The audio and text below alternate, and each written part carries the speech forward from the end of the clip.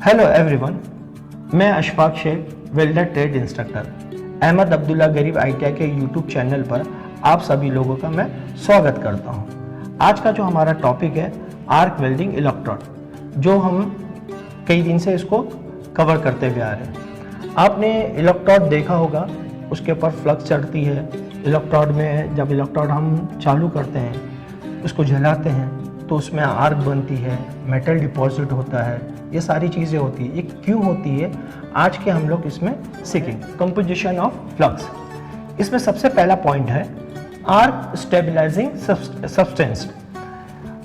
जो हमारी आर्क जलती है वो किन वजह से, किन मटेरियल से जलती है वो और स्थिर रहती है, वो हम लोग देखेंगे। इसमें 3 चीज़ होती है, कार्बोनेट, चॉक, मार्बल। ये क्या करती है, आर्क को जलाती भी है और उसको स्थिर यानी स्टेबलाइज रखती है, यानी बराबर वो इसी रहेगी, कभी बूझेगी नहीं, कभी ज़्यादा जलेगी नहीं, ये बराबर एक जैसे ही वो आर्क देगा। तो वो किसकी वजह से होता है, ये 3 वजह से, कार्बोनेट, चॉक, मार्बल। ठीक है, अब आते हैं डीऑक्साइड। जैसे हम लोग वेल्डिंग करते हैं, ऑक्सीजन बाहर के जो वातावरण की, एटमॉस्फेयर की जो ऑक्सीजन है वो मेटल में, मोल्टन पूल में आ जाती है। तो उसको भगाने के लिए जो हमारा केमिकल इस्तेमाल करते हैं वो होता है डीऑक्सीडाइजिंग सब्सटेंस। उसके अंदर क्या होता है, आयरन ऑक्साइड होता है, लेमिनेटेड होता है और मैग्नेटेड होता है। ये 3 केमिकल चीज़ होती है जो ऑक्साइड को भगाने का काम करती है, इसीलिए उसको डीऑक्साइडाइज्ड सब्सटेंस बोलते हैं। तीसरा है स्लैग फॉर्मेशन सब्सटेंस।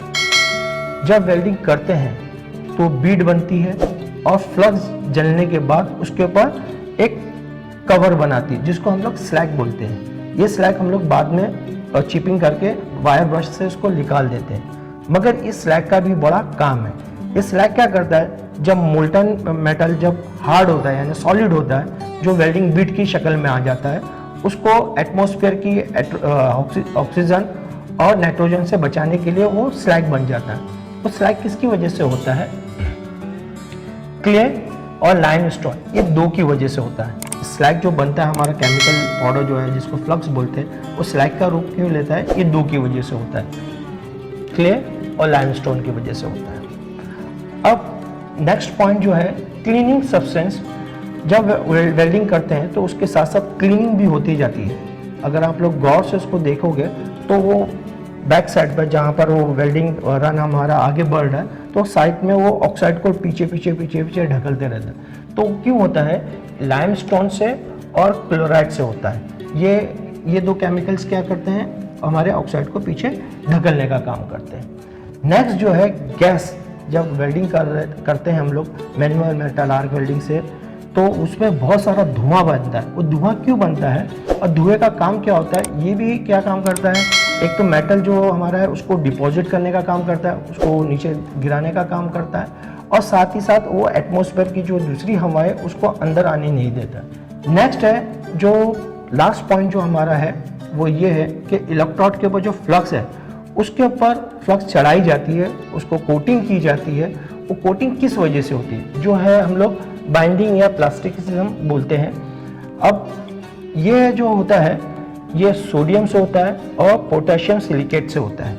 ये 2 केमिकल की वजह से हमारा फ्लक्स जो है, केमिकल फ्लक्स जो है वो कोटिंग की जाती है रॉड के ऊपर, मतलब छड़ी के ऊपर वो कोटिंग की जाती है।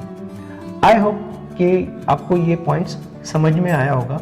अगर इस चैनल पर आप नए हैं तो उसको लाइक कीजिए, सब्सक्राइब कीजिए और नीचे बेल के आइकन को दबाइए।